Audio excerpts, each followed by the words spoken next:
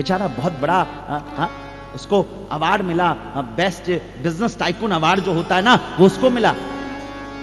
और उसमें दुनिया के जितने, भारत के जितने कहते हैं ना, जैसे बिजनेस समिट होता है, पूरी दुनिया के बड़े बड़े बिजनेसमैन आए और उसमें उसको अवार्ड मिला। अब लेकिन लड़के को जब अवार्ड सम्मान मिलने लगा और उसका फिर बहुत अच्छी जगह विवाह हो गया, बड़ी सुंदर लड़की से विवाह हुआ, ससुराल पक्ष बड़ा सुंदर मजबूत, रईस, ऐसा समझो जैसे राजा महाराजा, ऐसी जगह विवाह हुआ लड़के का।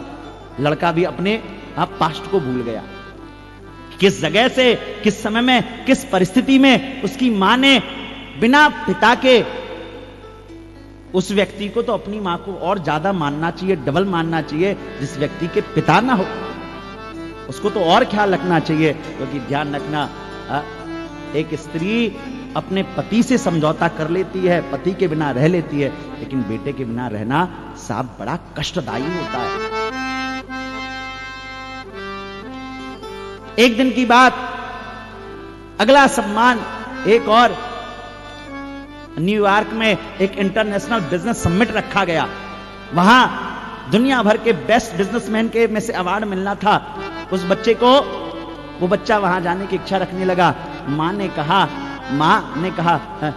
बेटा मैं भी चलूं क्या उस अवार्ड शो में, मेरा भी मन है, मैं तुझे वहां देखूंगी, तू वहां, तुझे अवार्ड मिलेगा, दुनिया के बड़े बड़े राष्ट्राध्यक्ष तुझे अवार्ड देंगे, तुझे सम्मान देंगे और मेरा मन बड़ा प्रसन्न होगा।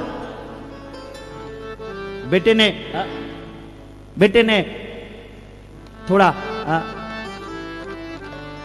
कटाक्ष करते हुए बोल दिया, बोले मां तू समझा कर, तू प्लीज मेरे साथ मत चल, तू बहुत ओल्ड फैशन है, तू मेरे साथ चलती है तो मेरा स्टेटस थोड़ा डाउन हो जाता है। वो सब मेरे दोस्त यार सब बड़े ऊंचे घराने के हैं, वो बड़े मजबूत लोग हैं, वो सब कहते हैं कैसी तेरी मां है, और मां तू समझ वहां सब लोग स्टाइलिस्ट लोग होंगे, और तू मां तू समझ, तू जो है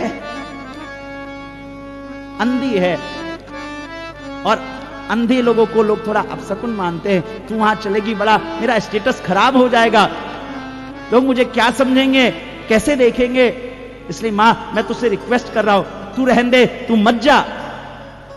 अब साहब जैसे इस बात को मां ने सुना, मां तो साहब अंदर से बिल्कुल हृदय मां का फट गया, कलेजा मां का फट गया। मां ने मुस्कुराते हुए, एक मां ही तो है जो हर बात पे बेटे को माफ कर देती है, वरना मेरे कई सारे ऐसे फ्रेंड हैं जो मुझसे बात करते हैं, चर्चा करते हैं, बड़ा प्यार आपस में इसने लंबा 10 साल का रिलेशनशिप है, लेकिन एक छोटी सी बात पे ब्रेकअप हो गया। दुनिया में हर किसी का ब्रेकअप हो जाता है, लेकिन कभी मां और पुत्र का ब्रेकअप कभी ना सुना होगा आपने, इस बात को। आदमी अपने किसी को कुछ कह दे तो सब कुछ हो सकता है, लेकिन साहब मां ने भी तुझे ममता दी, मां ने भी तुझे ममता दी, तब तूने मां मानी, पर बेटा तूने दूध की कदर ना जाने, पर बेटा तूने दूध की कदर ना जाने। मां ने भी तुझे ममता देनी, मां ने भी तुझे ममता देनी, तब तूने मां मानी, पर बेटा तूने दूध की कदर ना जाने, पर बेटा तूने दूध की कदर ना जाने। 9 महीना तुझे गर्भ में रखा, सारे सुख दुख झेले, 9 महीना तुझे गर्भ में रखा, सारे सुख दुख झेले, मन में मां फूली न समाए, जब तू गोद में खेले, गोद खिलाए लोरी गाए, खिलाए लोरी गाए, कभी सुनाए कहानी, पर पीटा तूने दूध की कदर ना जाने, पर पीटा तूने दूध की कदर ना जाने। तुझे सुलाती सूखे में खुद गीले में सो जाती, तुझे सुलाती सूखे में खुद गीले में सो जाती। खुद तो भूखी रह जाती पर तुझको दूध पिलाती।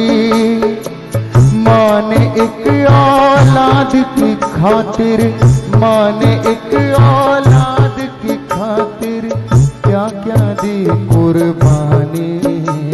मेरे बेटा तो दूध की कदर ना जाने, मेरे बेटा तो दूध की कदर ना जाने।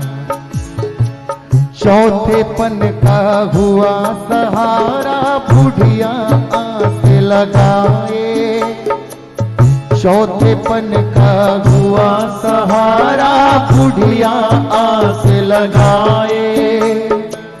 मरते दम माँ पानी मांगे बेटा पास न आए, मरते दम माँ पानी मांगे बेटा पास न आए। माँ का तूने दूध पिया है, माँ का तूने दूध पिया,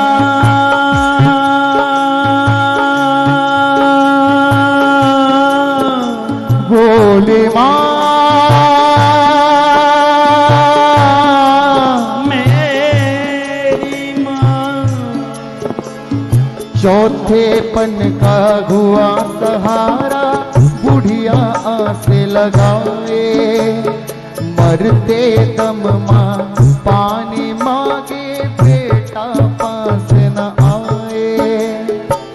माँ का तूने दूध पिया है, माँ का तूने दूध पिया और पिला सका ना पानी। मेरे बेटा तू दूध की कदर ना जाने। एक बात, हाँ ताली बजाओ, क्या भाव गा दिया है। जो मैं कहता वो आपने भाव में श्रवण करा दिया।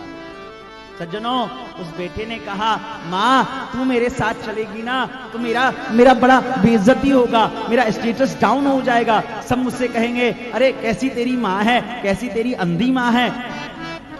माँ मैं तुझे ले नहीं जा पाऊंगा, माँ मैं समझा कर बात को। माँ ने भी मुस्कुरा के कह दिया अरे बेटा कोई बात नहीं, तू मुझे नहीं ले जा सकता, कोई बात नहीं मत ले जा, तू जा, मैं तुझे आशीर्वाद देती हूँ, तू खुशी खुशी जा। और वो लड़का चला गया,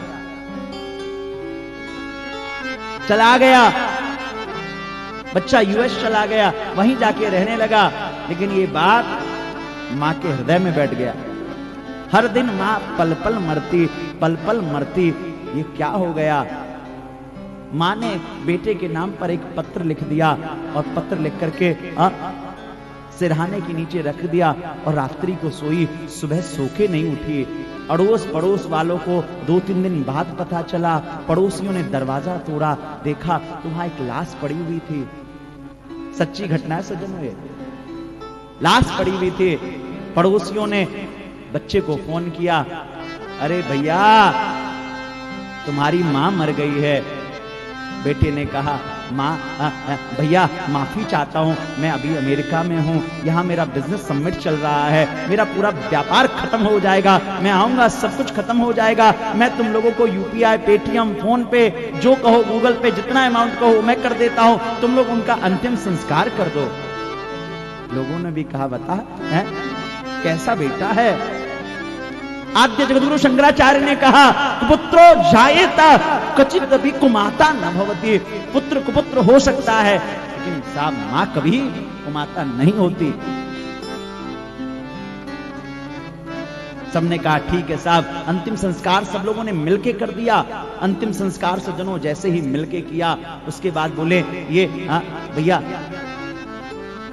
अंतिम ये क्या वो विसर्जन करते हैं, जो राख बच जाता है, बोले ये विसर्जन करना है। बोले काम करिए ना, वो भी कुरियर से कर दीजिए, वो भी हो जाएगा। मैं सारा अरेंजमेंट हरिद्वार में कह देता हूं, मेरे बड़े लिंक हैं, कांटेक्ट हैं, वो करा दीजिए। 13वीं भंडारा का समय आया, बोले ब्राह्मण भोजन करा दीजिए। मैं बड़ा बिजी हूं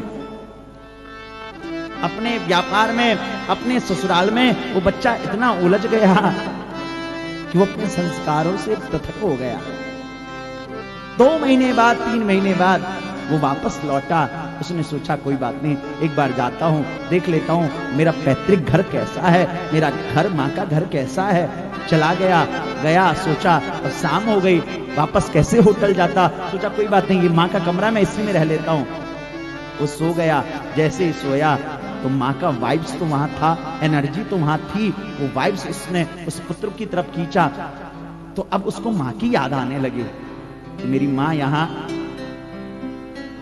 बच्चा पहले छोटा होता है तो कैसे माँ को चिपक के सोता है, माँ के बिना एक पल भी नहीं रहता। वो पल उसे स्मरण आने लगा, बहुत अपने आप में सोचने लगा, हे भगवान ये क्या हो गया। अचानक से उसका तकिया के नीचे हाथ गया, तो वहां एक पत्र रखा हुआ था। उस पत्र को उसने निकाला, लाइट जलाई और पत्र को पढ़ना शुरू किया। माँ का पहला शब्द था, बेटा चिरंजीवी भवा। हो सकता है तुझे ये पत्र तब मिले जब मैं ना रहूं। बेटा चिरंजीवी भवा, हो सकता है तुझे ये पत्र तब मिले जब मैं ना रहूं, लेकिन मैं तुझे आशीर्वाद देती हूं, तो दुनिया के सबसे सफलतम लोगों में से एक बन। पुत्र के प्रसन्नता का ठिकाना नहीं रहा कि देखो मां कैसी है। बेटा तू दुनिया का सबसे सफल व्यक्ति बन। लेकिन बेटा आज मैं जाते जाते एक बात मैंने तुझसे पूरी जिंदगी छिपाई, जो मैं सोच रही हूं तुझे बता दूं। अब तो बेटा कॉन्शियस हो गया, पढ़ रहा है माँ का पत्र, कॉन्शियस हो गया, पढ़ने लगा। उसमें माँ ने लिखा है, बोले बेटा तुझे पता नहीं है बेटा, वो भी मैं बहुत भावुक होके कह रही हूं, जिस दिन तूने मुझे अपने बिजनेस समिट में ले जाने से मना किया था, उस दिन बेटा मेरा हृदय थोड़ा फट गया।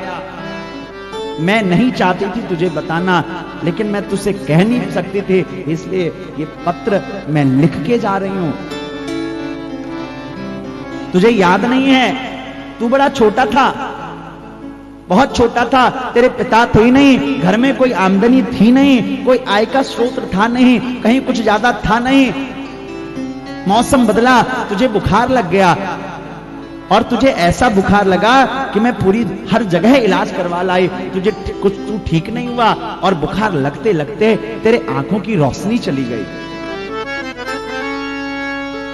तेरे आंखों की रोशनी चली गई बेटा। अब तो मैं घबराई, शंकर भगवान के पास गई, मैंने कहा हे महादेव, ऐसा अन्याय कदाचित कभी मत करना। हे महादेव, मेरी तो उम्र बीत गई, मेरा बेटा अभी जवान है, बच्चा है, अभी छोटा है, उसे पूरी दुनिया देखनी है। अगर वो अंधा हो गया तो कैसे उसका जीवन चलेगा, कैसे वो पढ़ेगा, कैसे उसका विवाह होगा, कैसे वो दुनिया में आगे जाएगा।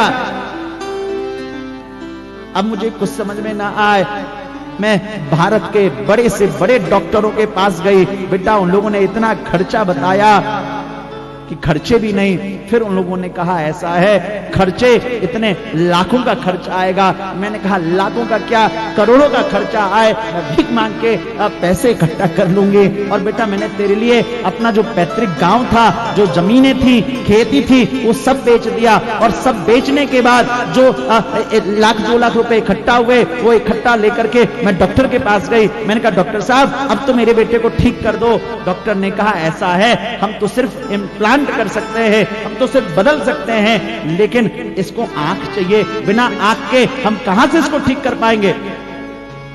तो ये बात हुई, बोले आंख चाहिए इसके लिए, जैसे किसी का लीवर ट्रांसप्लांट करना हो, किडनी ट्रांसप्लांट करना हो, ऐसी बोले आंखों को ट्रांसप्लांट करने की आवश्यकता है। अब मैं भागी हर जगह जगह, दुनिया में हर जगह गई, सबसे जाके कहा भैया कोई व्यवस्था, किसी ने बेटा साथ नहीं दिया, मुझे कुछ समझ में नहीं आया।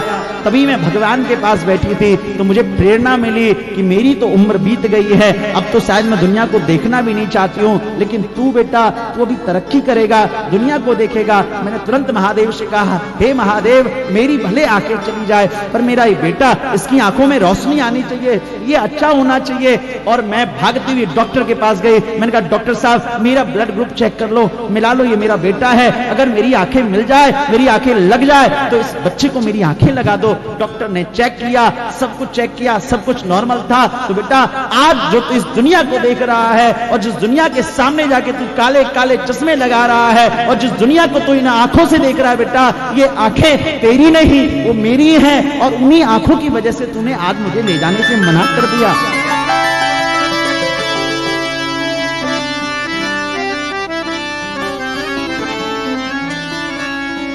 और बेटा ये वियोग, ये बात मैं बर्दाश्त कर नहीं पाई हूं, मैं तुझे चिरंजीवी भव, दीर्घायु भव, यशस्वी भव का आशीर्वाद देकर के मैं जा रही हूं। अब तो बेचारे पुत्र की हालत, साहब